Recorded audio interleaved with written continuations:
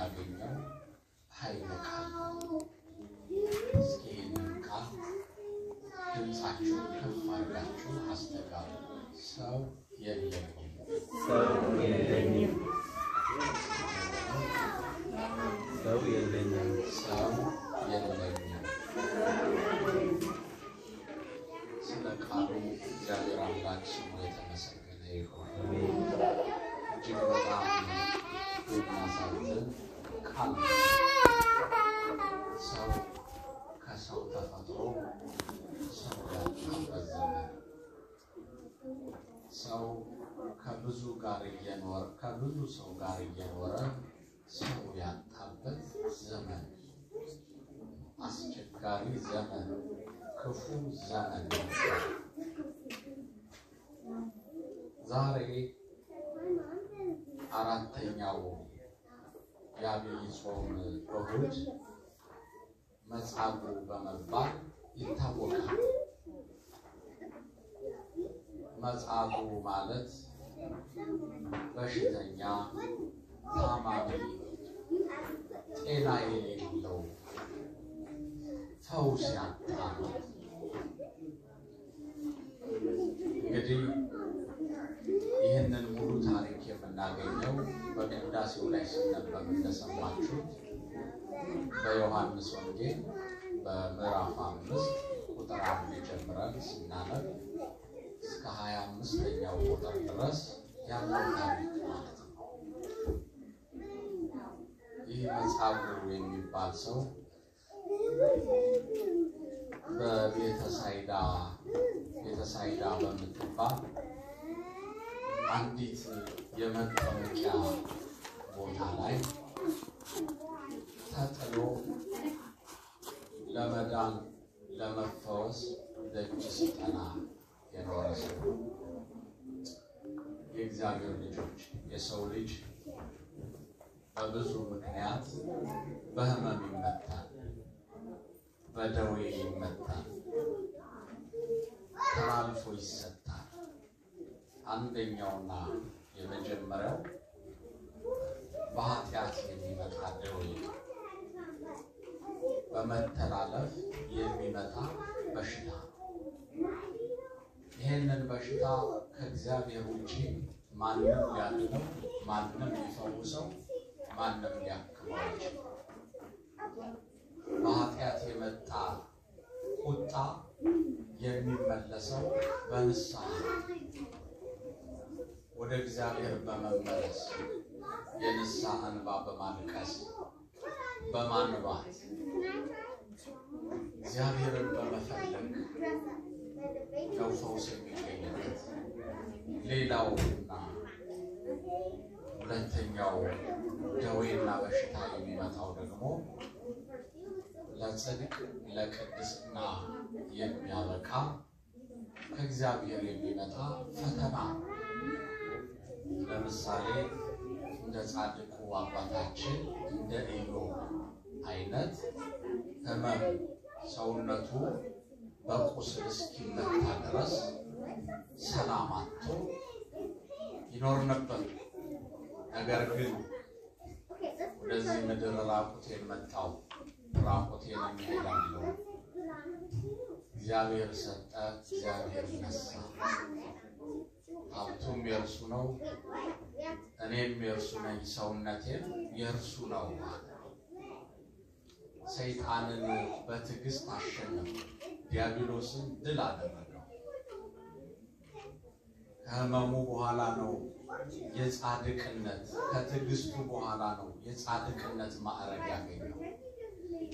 ይህ ዛሬ ታሪኩን የሚነግረን መጻጉዕ የታመመው በኃጢአቱ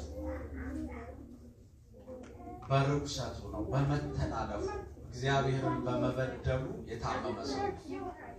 እዚሁ መጽሐፍ ቅዱስ ላይ ዝቅ ብለን ታሪኩ ላይ ስናነብ ምን ይላል?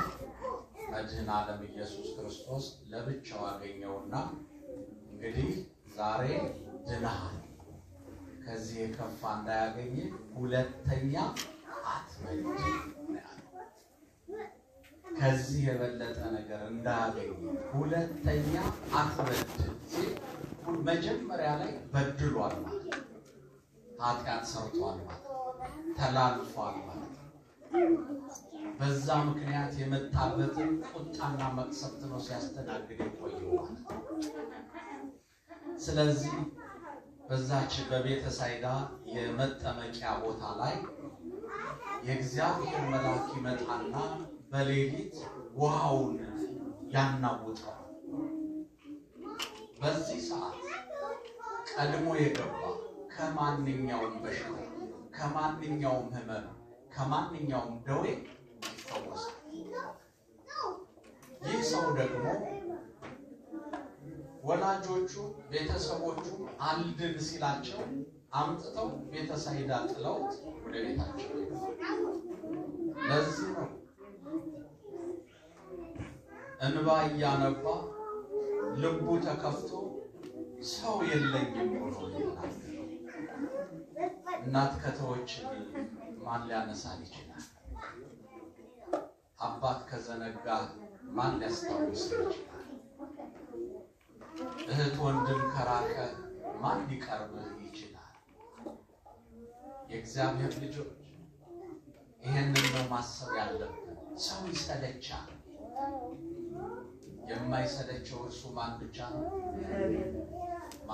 ነው እግዚአብሔር ብቻ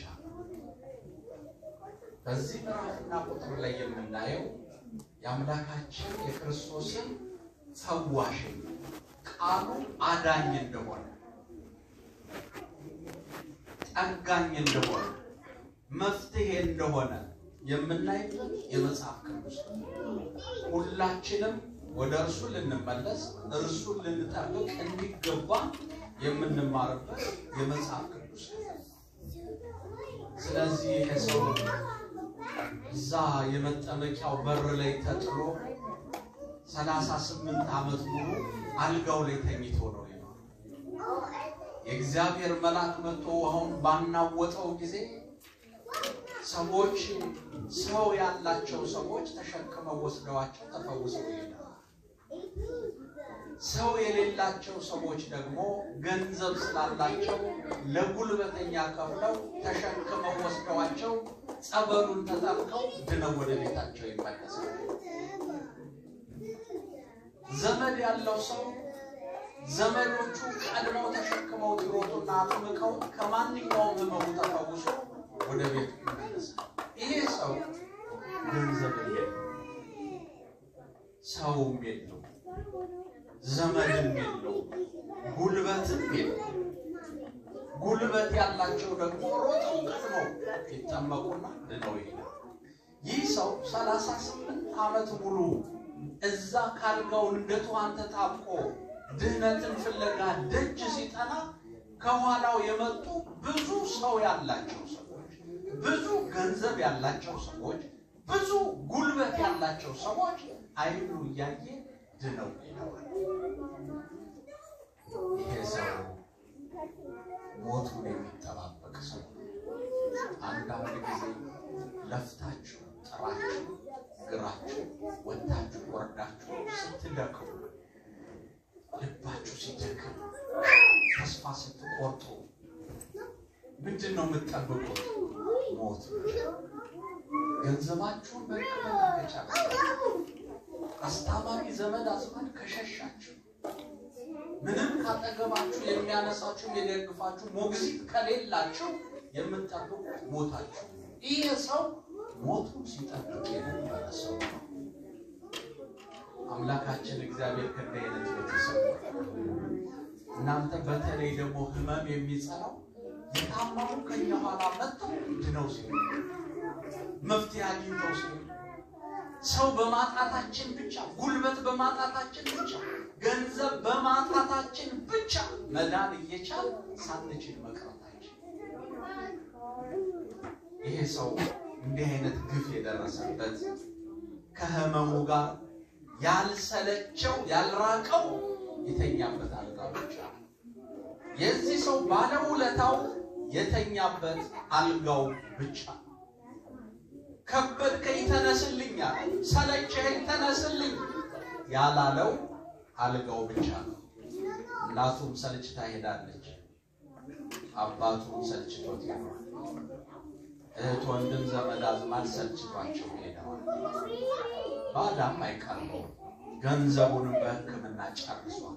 ባዶውን የቀረሰው የእግዚአብሔር ልጆች አንዳንድ ጊዜ እግዚአብሔር ወደ እኔና ወደ እናንተ የሚመጣው ክብሩን ሊገልጥ ምንም በሌለን ሰዓት ነው።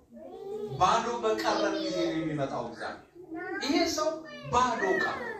ከገንዘብ ገንዘብ፣ ከዘመድ ዘመድ፣ ከቤተሰብ ቤተሰብ፣ ከጉልበት ጉልበት፣ በቃ ያልሰለቸችው አልጋው ላይ ብቻ እየተንከባለለ ድነት የሚመኝ ሰው፣ ፀሐይና ብርድ የሚፈራረቅበት ሰው። ይህ ሰው በበሽታው እንደተቀጣ መድኃኔ ዓለም ኢየሱስ ክርስቶስ ያውቃል። መከራ እንዳየ እንደተሰቃየ ክርስቶስ ያውቃል። ስለዚህ ክርስቶስ ይህንን ሰው ለማዳን አንድ ነገር ይጠብቅ ነበር። አንድ ዘመዶቹ የሚመካባቸው ዘመዶቹ ሰልችተው ጥለውት እስኪሄዱ ድረስ። ሁለት ያለው ገንዘብ በየሕክምናው እየዞረ መድኃኒት ይፈልግ ስለነበረ ገንዘቡ እስኪያልቅ ድረስ እግዚአብሔር ይጠብቅ ነበር።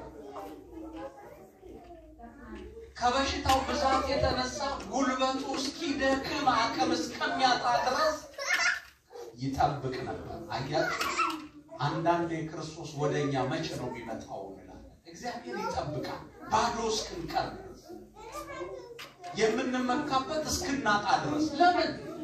ይሄ ሰው አሁን እናት አባቱ አብረውት ያሉ ክርስቶስ አድኖት ቢሆን ቅድሚያ የሚሰጠው ለእናት አባቱ። እድሜ ለእናቴ እሷ ባትኖር ኖሮ ባትንከባከበኝ ኖሮ አልድንም ነው የሚለው። እግዚአብሔር አዳነኝ አይደለም። ገንዘብ ቢኖረው ኖሮ እየታከመ በሕክምና ፕሮሰስ ላይ እያለ ክርስቶስ መጥቶ ቢፈውሰው ኖሮ አሁንም ክርስቶስ አዳነኝ። እድሜ ለገንዘብ፣ ገንዘብ ባይኖረኝ ኖሮ ሞቼ ነበር የሚለው። ጉልበትም እያለው ክርስቶስ ቢደርስለት ኖሮ በጉልበቴ በኃይሌ በብርታቴ ዳንኩ ተፈወስኩ ብሎ በጉልበቱ ይመጻደቅ ነበር። ግን ሁሉም ትቶት ሲጠፋ ብቻውን ሲቀር ከሞት ጋር ሲፋጠጥ የድንግል ማርያም ልጅ ኢየሱስ ክርስቶስ ወደ እርሱ መጣ። ክብርና ምስጋና ለስሙ ይሁን። እንዲህ ነው እግዚአብሔር በመጨረሻ ከሞት ጋር ስንፋጠጥ አለቀ ደቀቀ ሲባል የማይቀጥል ማንነት ያለን እስኪመስለን ድረስ መቃብር ሲናፍቀን እኔና የእናንተ አምላክ ኢየሱስ ክርስቶስ ይመጣል።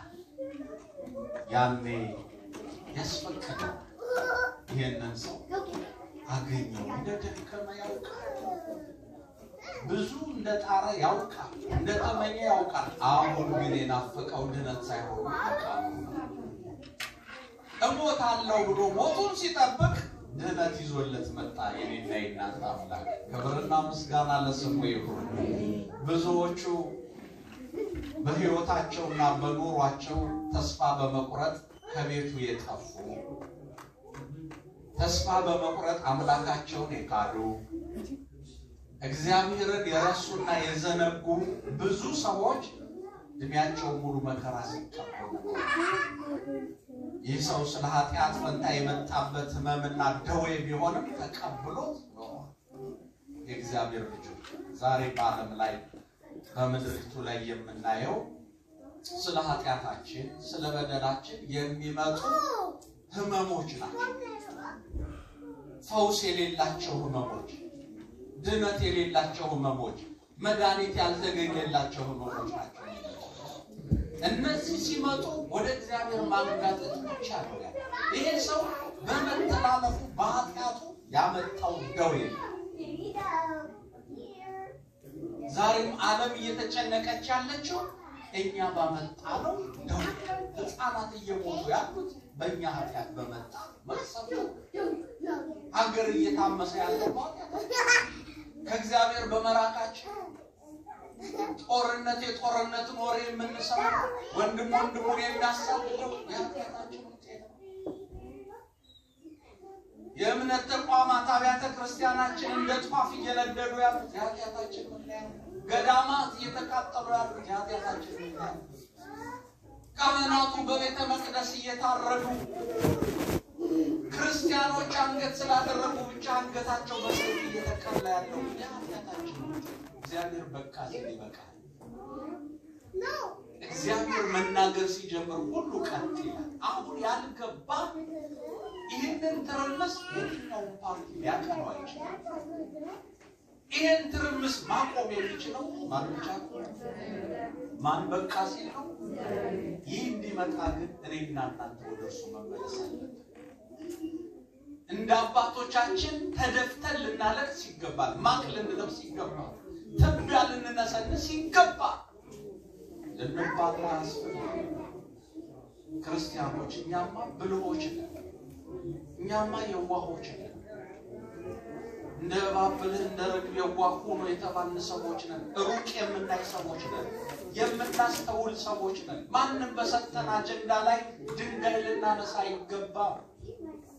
ማንም ባቀበለን አጀንዳ ላይ ልንደማማ፣ ልንጋደል፣ ልንቋሰል፣ ልንፈነቃቀል አይገባንም። እግዚአብሔርን ልናይ እርሱን ልንጠብቅ ይገባል። አሁን ሁሉም ኃይሉ ሲደክም እግዚአብሔር ይመጣል ለሀገሪቱ። ሁሉም ጉልበተኛ የሚመስለው ፓርቲ፣ የተማረ ያወቀ የተመራመረ የሚመስለው ፖለቲከኛ፣ ይሄ ሁሉ ኃይሉ ሲደክም እውቀቱ መና ሲቀር ጥበቡ ዜሮ እንደሆነ ሲያውቅ ያኔ ተስፋ እግዚአብሔር በቃ ሲበቃ የዚህ ሰው ህመም ክርስቶስ በቃ ሲለው በቃ አበቃ ሲለው አበቃ። የትኛውም ሐኪም ሊያድነው አልቻለም። የትኛውም ስርማሽ ቅጠል በጣሽ ሊፈውሰው አልቻለም። ክርስቶስ ብቻ ካንደበቱ ቃል አውጥቶ በቃ ተነስ ሲለው ተነሳ። ክብርና ምስጋና ለእግዚአብሔር ይሁን። እግዚአብሔር ወደ እኔና ወደ እናንተ የሚመጣው ባለቀና በደቀቀ ሰዓት፣ ምንም በሌለን ባዶ በቀረንበት ሰዓት ነው። ክርስቶስ ወደ ህይወታችን ይገባል። ዛሬም ባዶዎች ነን የእግዚአብሔር ልጆች። ምንም ያልሞላን ባዶዎች፣ ያለን የምንመስል ባዶዎች፣ ያወቀን የሚመስለን ባዶዎች፣ የበቃን የምንመስል ባዶዎች። ባዶ በባዶነታችን ነው የምንንቀሳቀሰው። ለዚህ ነው ጩኸት የሚበዛው። ባዶ ነገር ጩኸት ያበዛል። ያልሞላ ነገር ጩኸት ያበዛል። ውሃ የሞላ በርሜል ስትነኩት ድምፅ የለው። ባዶ በርሜል ስትነኩት ነው።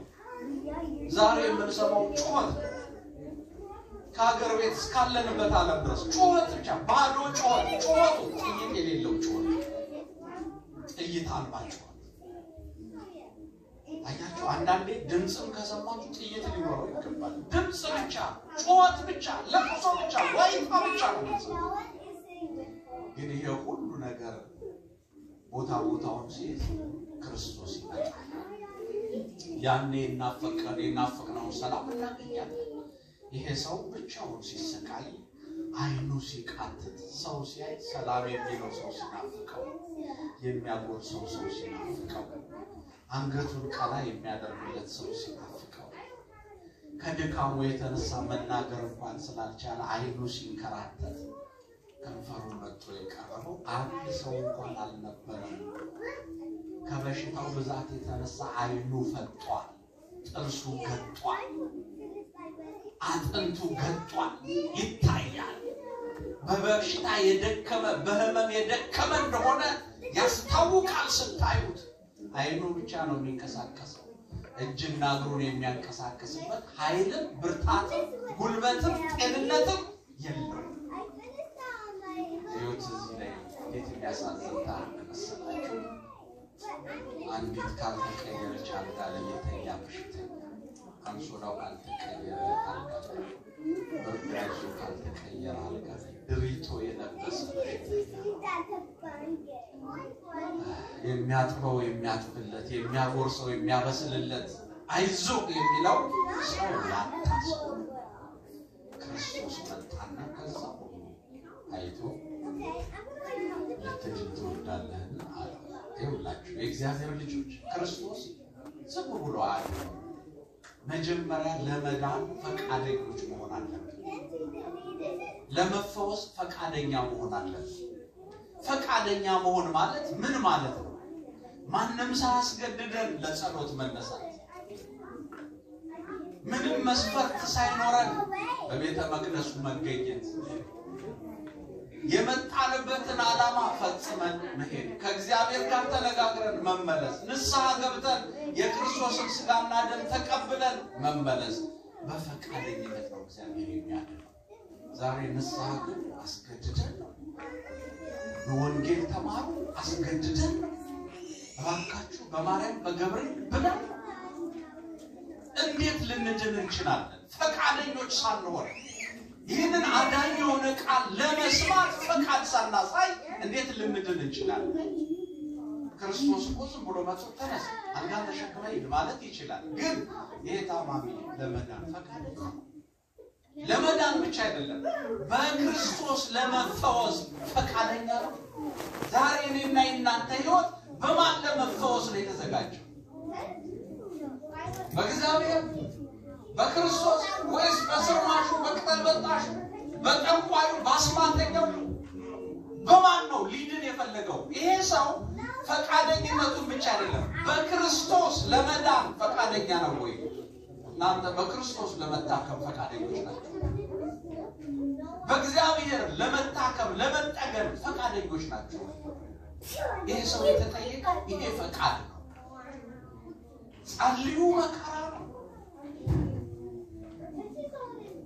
ንጹም መከራ ነው።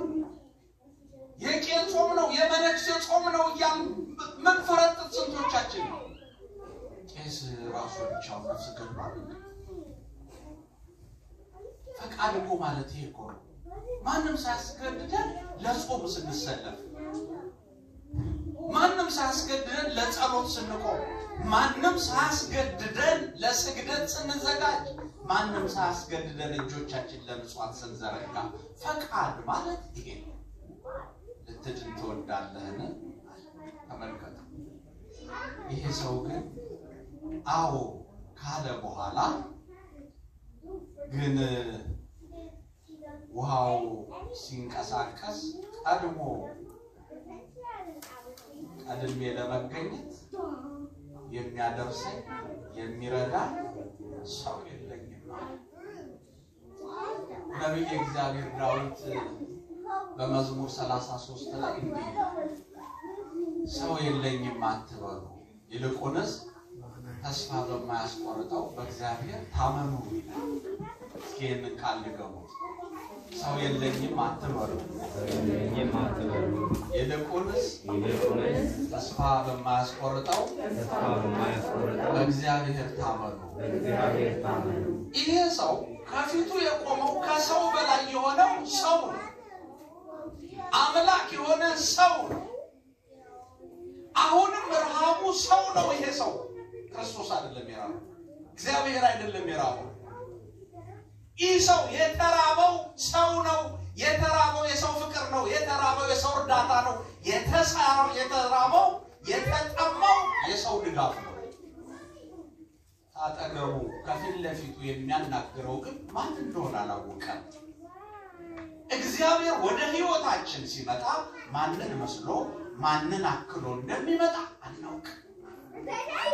ለሰዎች ሁሉ ክብር ይኖራል። የኔ ቢጤ ሆኖ ሊመጣ ይችላል። ምንም የሌለው ድሃ ሆኖ ሊመጣ ይችላል። እጅግር የሌለው ሆኖ ሊመጣ ይችላል። እግዚአብሔር እኔ ሁሉ ጊዜ ከድሆች ጋር ነኝ ይላል። ድሃ ሆኖ ሊመጣ ይችላል። እግዚአብሔር ፊታችሁን እንዳታዞሩ ሰው ለሆነ ሁሉ በራችሁን ክፈቱ፣ ልባችሁን ክፈቱ፣ ክብር ስጡ፣ በቻላችሁት አቅም እርዱት። ምንም ይሁን ምንም ቋንቋ ይናገር፣ በመልክም ይለይ፣ ከለርህም ይለይ፣ ፈረንጅም ይሁን አበሻም ይሁን ጥቁርም ይሁን አፍሪካዊም ይሁን አውሮፓዊም ይሁን ግን ሰው መሆኑን አትርሱ። እግዚአብሔር ወደ እኔና ወደ እናንተ ሲመጣ ማንን አክሎ እንደሚመጣ አናውቅም። ይሄ በሽተኛ ሰው የሚያናግረው ክርስቶስ ማን እንደመሰለ እንደመሰለው እኛ እናውቅ ግን ክርስቶስ እንደሆነ እንዳላወቀ ዝቅ ብሎ መጽሐፉ ይነግራናል አይሁድ መጥተው ሲያፋጥጡት እኔ ያዳነኝ ማን እንደሆነ አላውቅም ብሎ ተናግሯል ያዳነኝ ማን እንደሆነ አላውቅም ብሏል ለዚህ ነው የእግዚአብሔር ልጆች አንዳንዴ ያዳነን ይጠፋናል ስንድን ወደ ሰገነቱ ነው መውጣት ያለብን ለምስክርነት በእግዚአብሔር መዳናችን ይጠፋናል በክርስቶስ መፈወሳችን ይጠፋናል ሰው የማይችለውን ነገር ችለን የተገኘነው እግዚአብሔር ካጠገባችን ስለቆመ ነው እርሱ ባላሰብነው ሰዓት ወደ ህይወታችን ስለመጣ ነው ባልጠበቅነው ነገር ያለቀ የደቀቀው ህይወታችን አንድ ብሎ የጀመረው በእጃችን ያልዳሰስነው በአይናችን ያላየነው ግን ያላወቅነው የእግዚአብሔር መንፈስ ወደ ህይወታችን ሲመጣ ነገሮች ሁሉ ተስተካክለው እናገኛለን ከፊቱ የቆመው ማን እንደሆነ አላወቅም አንዳንዴ ከሄደባቸው ከሰማሽ ተመጣጣች አንዱ መስሎታል ማን ብሎም አልጠየቀም ልትድን ትወዳለህ ሲለው አዎ ያለው ተሸክሞት ውሃው ድረስ የሚሄድ መስሎት ነው ግን ክርስቶስ እንደዛ አይደለም ያደረገው ክርስቶስን ስታመን እርሱም ወደ አንተ ሲመጣ እዛ ቤተሳይዳ ውሃው ድረስ መሮጥ አይተበቀብህም መሽቀዳደም አይተበቀብህም ተነሳ በድጋ ለዘመናት መቆም የናፈቀው ሰው ባላንሱን መጠበቅ ያልቻለ ሰው ለዘመናት ካልጋው ተለይቶ የማያውቅ ሰው ደግፎት እንኳን መቆም መቀመጥ የማይችል ሰው ተነስ ሲለው ተነስቶ ካልጋው ስር ብድግ ብሎ ቆመ ክብርና ምስጋና ለስሙ ይሁን ጉልበት ይሆናል እግዚአብሔር ብርታት ይሆናል እግዚአብሔር ኃይል ይሆናል እግዚአብሔር እንዴት ቆማ አትበሉ ቃሉ ነው ያቆመው የማን ቃል የእግዚአብሔር ቃል በሕይወታችን ብርቅ መሆን አለበት አናርክ ሰው የእግዚአብሔር ልጅ ግድላችሁ ጣልጣላ እናደርገው አንድ የመቶ አለቃ ልጁ በጸና በታመመበት ጊዜ ወደ ክርስቶስ ሄደ ክርስቶስን ተማጸነው እባክህ ልጄ ታሞ ሞቷል መተ አድንልኝ አለው ከሞት አስነሳልኝ አለው አየውና የልቡን ምኞት ሂድ ልጅ ድኗል ሂድ ልጅ ተፈውሷል ልጅ ሞት ተነስቷል ሂድ በሕይወት ታገኘዋለህ አለ ሲሄድ ቀጥ ብሎ ሲሄድ ልጁ ድኖ ተፈውሷል ዞር ብሎ ሲያስብ ስንት ሰዓት ነው የዳነው ብሎ ሲጠይቅ ሰዓቱን ነገረው ያቺ ሰዓት ክርስቶስ ልጅ ይድናል ብሎ የተናገረባት ሰዓት ነው የማን ቃል የወጣባት የእግዚአብሔር ቃል የወጣባት ሰዓት ቃሉ ሲወጣ አሜን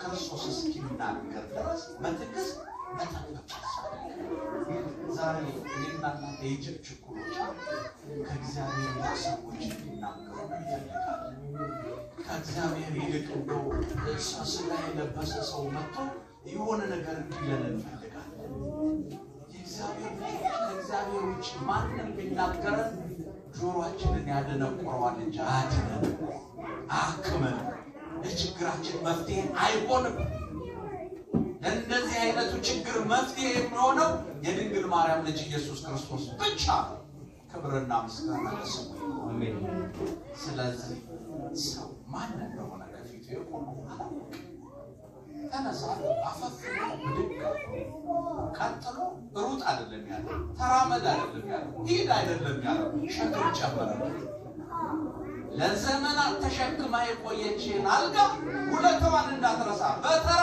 ተሸክማ ሂዳ ሁለታ ቢስም እንዳትሆን አንዳንዴ በጸበሉ ድናው በጸበሉ የሚያላግጡ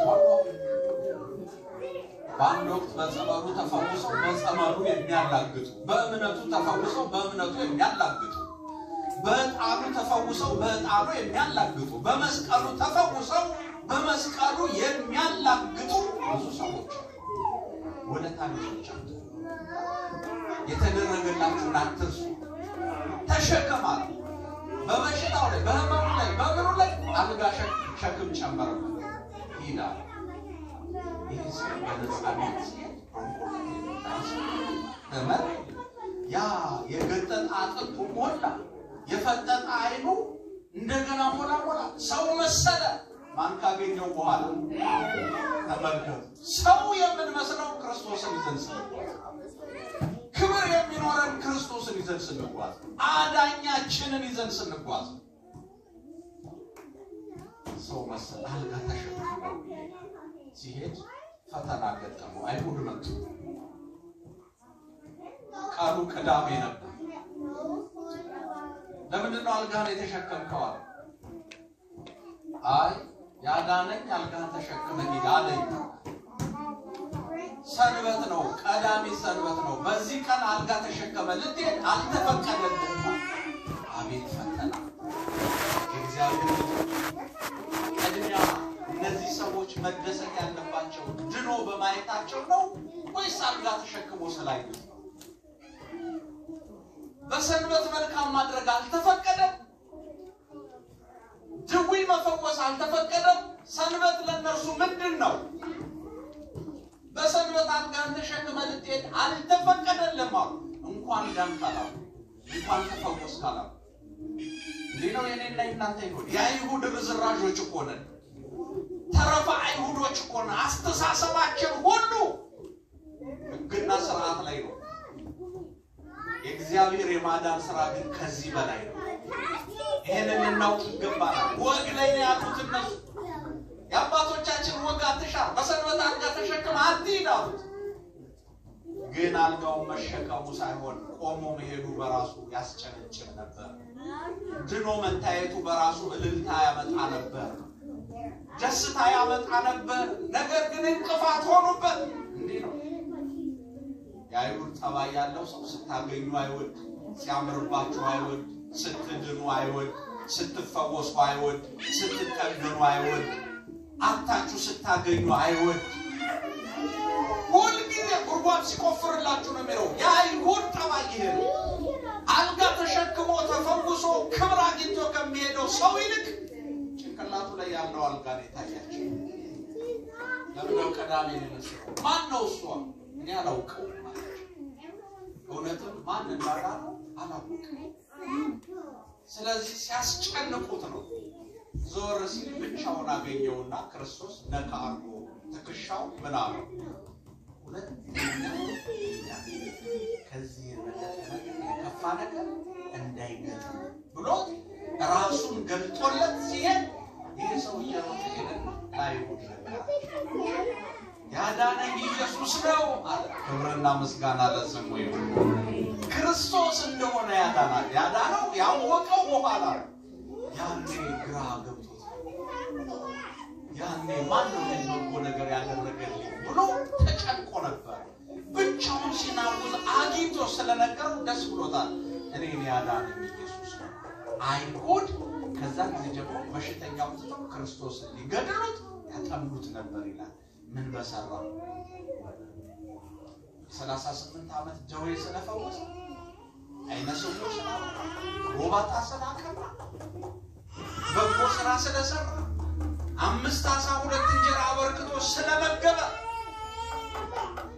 ሞት ስላስነሳ አላዛርን ቀስቅሶ መቃብሩን ባዶ ስላደረገ የማርታን እንባ ስላበሰ የማርያምን ለቅሶ ስላስቀረ ሐዘናቸውን ወደ ፍጹም ደስታ ስለለወጠ ክርስቶስ ምን ያርጋቸው ሊገሉት ይፈልጉት ነበር አያችሁ ሰው ማዳን በጎ ማድረግ ያልተፈቀደበት ዘመን ዘመን ነው በጎ ሲማደር ጠላት ይበዛባቸው ከራከከ ያሽጣለው ግፋት ግደላ ተኩስ ይሄ ነው ያለው ምንድነው በደሉ ሲባል በደል የለም ምንድነው ጥፋቱ ሲባል ጥፋት የለም ብቻ የአይሁድ ጠባይ በውስጣችን ስላለ የአይሁድ ጠባይ በውስጣችን ስላለ ሰው ሲያምርበት አንወድ ሰው ሲለብስ አንወድ ሰው ሲያገኝ አንወድ ሰው ሲፈወስ አንወድ ሰው ሲድን አንወድ በማዳኑ ብቻ ክርስቶስን ሊገሉት ይፈልጉት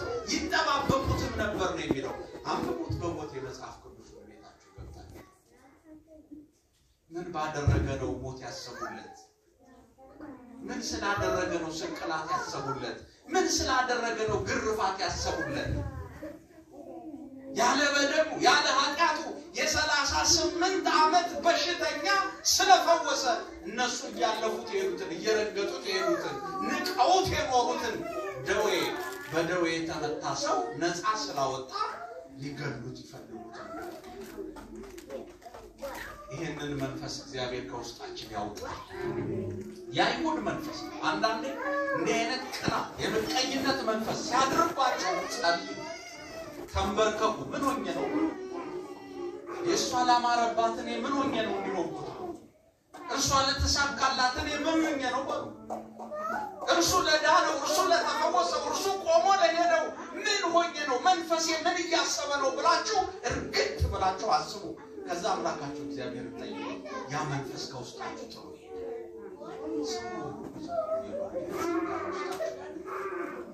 አንዳንዴ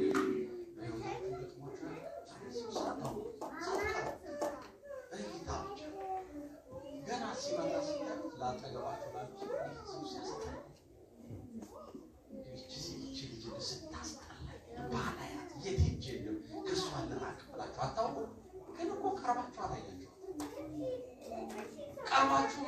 ቀርቡም አላያችሁ። ከቀረባችሁት በኋላ ግን እየተጸጸታችሁ የምትኖሩበት ዘመን ደግሞ ይመጣል። ምክንያቱም የግሪሰት ያ እንድትጠሉ ያደረገው ውስጣችሁ ያለው መንፈስ የጥላቻ መንፈስ ከደግ ሰው ጋር ከመልካሙ ሰው ጋር እንዳትቀርቡ ያራቃችሁ በውስጣችሁ ያለው የጥላቻ መንፈስ። አይሁድ ይሄ መንፈስ ነው በውስጣቸው ያደረባቸው እንጂ ክርስቶስ የሚጠላ ሆኖ አይደለም። ክርስቶስ የሚነቀፍ ሆኖ አይደለም። ክርስቶስ የሚገደል ሆኖ አይደለም። ክርስቶስ ክፉ የሚታሰብበት አይደለም። ግን ለምን አዳነው? እኛ ያቃተንን ለምን እርሱ ቻለ ብለው ነው ሊገሉት ያጠምዱት ነበር፣ ይፈልጉትም ነበር ይላል ነብዩ እግዚአብሔር ዳዊት በመዝሙር 41 ቁጥር 3 ላይ እግዚአብሔር በደዌው አልጋ ሳለ ይረዳዋል። ማን? እግዚአብሔር በደዌው አልጋ ሳለ ማለት ደዌ ማለት በሽታ ነው፣ ህመም ነው። አልጋ ሳለ ይረዳዋል፣ መኝታውን ሁሉ በበሽታው ጊዜ ያነጥፍለታል ይላል። ማን? እግዚአብሔር። የእግዚአብሔር እግዚአብሔር ያነጠፈልን እንጂ ሰዎች እሾህ እየጣሉብን ነው። እግዚአብሔር ያንከባለልን እንጂ ሰዎች በፊታችን ድንጋይ እያስቀመጡ ነው። እግዚአብሔር ቀድሞ ይሞላልን እንጂ ሰዎች ጉድጓድ እየቆፈሩልን ነው። ክብርና ምስጋና ለስሙ ይሁን። እንዲህ ነው ያለው እግዚአብሔር። አያችሁ፣ እግዚአብሔር በደዌው አልጋ ሳለ ይረዳዋል፣ መኝታውን ሁሉ በበሽታው ጊዜ ያነጥፍለታል፣ እንዲመቸው ያነጥፍለታል፣ እሾህ እንዳይወጋው ያነጥፍለታል፣ ጉድጓዱ እንዳያደናቅፈው ይሞላዋል። በሕይወታችን እንዲህ ነው የምንኖረው። እግዚአብሔር ሲወደን እንዲህ ነው የምንኖረው። እኛም ስንወደው እንዲህ ነው የምንኖረው። ሲወደን ብቻ አይደለም ስንወደው ጭምር ነው። እግዚአብሔርን የሚወድ ልብ ይስጣችሁ ነው እላችሁ። ይሄ ሰው ዝም አለ። ከዛ ማን ነው ያዳነው? ማን ነው ያረገ ሲሉት አንዴ ከነገራቸው በኋላ ዝም ሲያሰቃዩት ዝም አለ። ዝምታ እንዴት አይነት መልካም መሰለኝ። አንዳንዴ ሰምታችሁ እንዳልሰማችሁ አይታችሁ እንዳላያችሁ እለፉ። ያ ነገር ያልፋል በእይታ። አንድ ቅዱስ አውሳቢዮስ የሚባል የቤተ ክርስቲያናችን ሰው በገዳም ውስጥ ሲኖር ዝም ያለ መነኮሳቱ ይቦጫጭቁት፣ መነኮሳቱ ያሞታል። እርሱ ጸሎት ሲያገኙት ፈገግታ ነው። አሁን ተናዶ እናገኘዋለን ሲሉ እየሳቀ ያገኙታል። አሁን ይናገረናል፣ ተናዶ ተበሳጭቶ ይሰድበናል፣ ጽድቁ ይናቀፈዋለን ሲሉ በዝምታና በሳቅ በፈገግታ ያልፋቸው። መጨረሻ ላይ ተከው የእግዚአብሔር ልጆች ጠላትን የሚያደክመው ንግግር ሳይሆን ዝምታ። ጠላት ብዙ ሲያወራ እናንተ ዝም በሉ። ጠላት ጉልበት የሚያገኘው እሱ ሲጮህ አብራችሁ ስትጮሁ፣ እርሱ ያልሆነ ነገር ሲናገር እናንተም ያልሆነ አጸፋ ስትሰጡ ጉልበት ያገኛል። እርሱ ሲጮህ ግን ዝም በሉ። የሆነ ነገር ሲያደርጋችሁ ዝም በሉ። ስለዚህ ደከሙና ተሰብስበው መጥተው መነኮሳቱ ቅዱስ አውሳብዮስ ይሄን ሁሉ ነገር ስናደርግበት ለምንድነው ዝም ያልከው? ለምን አልተናገርከንም? አሁንም የተለመደች ፈገግታውን አሳያቸውና ይብላችሁ ምን ታደርጉኝ የምትሉኝ ሳላውቅ ቀርቼ አይደለም፣ ነገር ግን ብናገር እንጸጸታለሁ። ስላልተናገርኩ ግን ጸጸት የለብኝም። ያልተናገረ ሰው ለምን ይጸጸታል? ሰው እኮ መናገር ሲጀምር ነው ሐሜት ውስጥ የሚገባው። ሰው እኮ መናገር ሲጀምር ነው ውሸት ውስጥ የሚገባው። ሰው መናገር ሲጀምር ነው አድማ ውስጥ የሚገባው። ሰው መናገር ሲጀምር ነው ክፋት ውስጥ የሚገባው። ስለዚህ ብናገር ኖሮ ዛሬ ላይ ይጸጽተኝ ነበር። ምንም ስላልተናገርኳችሁ ግን በህሊናዬ ጸጸት የሚባል ነገር የለብኝም። ዝም ያልኩት ከጸጸት ለማምለጥ ነው አላቸው። እግሩ ላይ ወድቀው ሁሉም እያነቡ ይቅርታ ጠየቁት። እርሱም ይቅርታቸውን ተቀብሎ በገዳም ውስጥ ትልቅ አባት አድርገው ኖሩ ይላል። እና አንዳንዴ ጥያቄ ሲበዛባችሁ የሆነ አሉባልታ መከራ ሲበዛባችሁ ዝም ብላችሁ ኩርት ብላችሁ ስቃችሁ ፈገግ ብላችሁ እለፉት። ጠላት ይደክማል። አውርቶ ብሎ ይደክማል። ያኔ ሲደክም ወደ እናንተ ነው የሚመጣው። መፍትሄው ደግሞ ያለው እናንተ ጋር። አለበለዚያ ህሊናው ያስተኛው እንቅልፍ አይሰጠው፣ እረፍት አይሰጠው።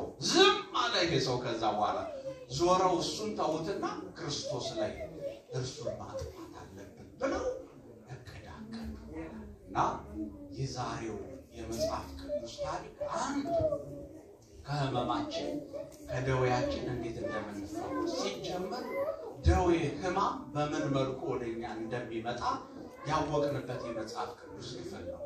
ምንም ብንታመም ምንም ብንሆን እስከ መጨረሻው ደግሞ እግዚአብሔርን መጠበቅ እንዳለብን የተማርንበት የመጽሐፍ ቅዱስ ክፍል ነው። ማንኛውም ደዌ ማንኛውም ህመም በማንኛውም በሽታ እንመጣ ከክርስቶስ በላይ እንዳልሆነ ያወቅንበት የመጽሐፍ ቅዱስ ክፍል ነው። ማንኛውም ችግር ከክርስቶስ በላይ አይደለም። ማንኛውም ህመም ከክርስቶስ በላይ አይደለም። ማንኛውም ደዌ ስብራት ማጣት መውደቅ መጎሳቆል ከክርስቶስ በላይ አይደለም። እርሱ ቃል እስኪናገር ነው፣ ከአንደበቱ እስኪወጣ ነው፣ ተነስ እስኪል ነው፣ ሂድ እስኪል ነው፣ አልጋህን ተሸከም እስኪል ነው፣ ድነሃል እስኪል ነው፣ ተፈውሰሻል እስኪል ብቻ ነው። ከክርስቶስ በላይ የሆነ ችግር በምድር ላይ የለም። ሁሉ ከክርስቶስ በታች ነው። እርሱ ሲናገር ሁሉ ጸጥ ይላል። አምላካችን እግዚአብሔር ሁላችንን የሚባርከን ያስተማረን የመከረን የገሰጸን የወደማ አምላካችን እግዚአብሔር ክብር ምስጋና ይሁን። የእግዚአብሔር ልጆች ሀገራችን ዛሬ መጻጉዕ ቤተክርስቲያናችን መጻጉዕ በሽታ ህመም ደዌ ፈቷል። ጥላቻ ጦርነት እልከኝነት አለመግባባት ዘረኝነት ጎጠኝነት ይሄ ሁሉ የመጻጉዕ በሽታ እግዚአብሔር ይፈውሳል።